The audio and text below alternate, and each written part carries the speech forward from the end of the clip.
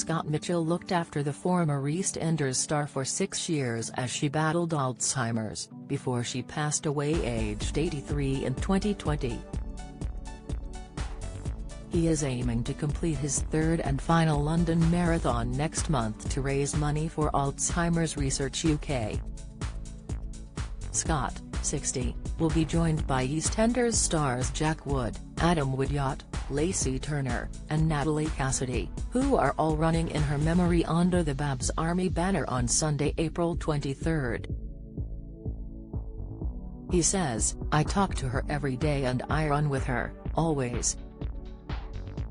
I often hear her when I'm running now. I have these little conversations with myself and she is there when I do solo runs. I just have little chats with her. I'm saying, I'm still running bar, sick, these little legs are still running, I'm still going. And I talk to her about her legacy and what she has left. She's always with me." The couple, who were married for 20 years, made a huge impact when they went public about Alzheimer's, the cruel condition which affects millions in the UK. In a bid to confront his personal pain and fear, Scott ran the world's most famous marathon in London for the first time in 2019.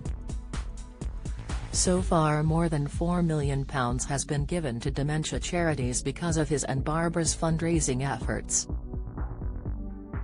The living room of the Muse house Scott shared with Barbara in London's Marylebone is still full of memories of their life together, with treasured pictures of them sitting alongside the trophies she won as an actor and the medals and certificates he has been awarded for his running.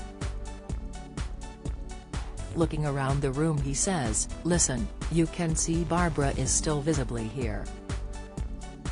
Yes, I still have pictures. I don't pretend that she never existed because this was our home." As an ambassador for Alzheimer's Research UK, he is proud to be supporting medical research which he hopes will help many in the future avoid the suffering he and Barbara went through. Scott says, "If I said I didn't miss her, I'd be lying. There are days, the majority of when I think of Barbara, it is those positive messages.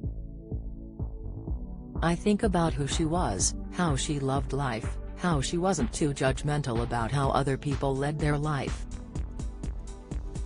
In many ways she was very much you have to live and let live." Barbara, who also starred in the Carry On films in the 1950s and 1960s, decided to go public with her Alzheimer's in 2018, 4 years after her diagnosis. Scott says, "Barbara was courageous enough to allow us to go public with this. In 2019 needed my first marathon, and to date the money raised for Alzheimer's Research UK, it's still the record-breaking charity partner for the London Marathon.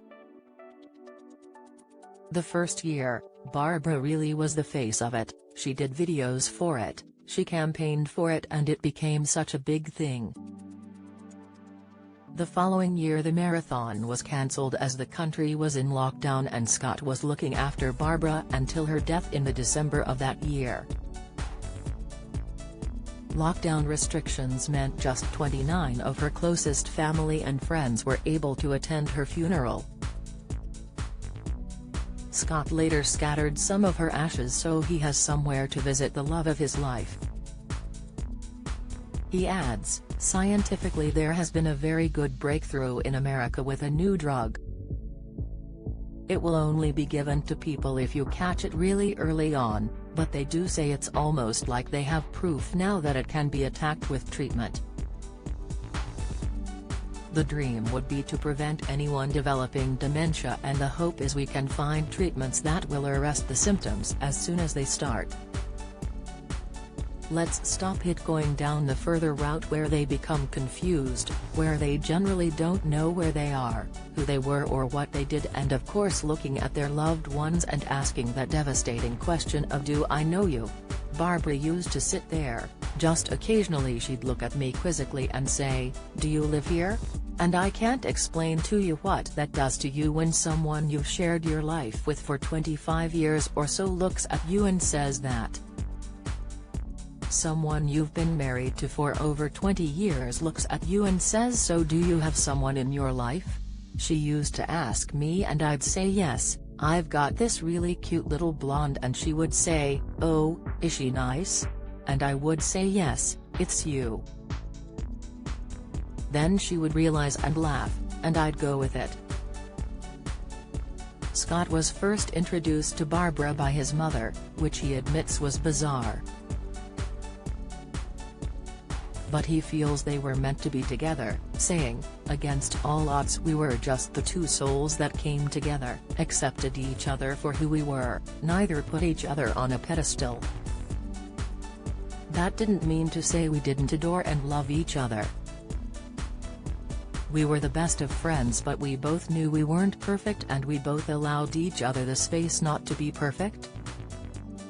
She will always be a part of me and I know she will always be in my heart, but that doesn't mean to say that I can't move forward with my life and be open to finding love again, or just enjoying life without a sense of guilt, which I really do have now.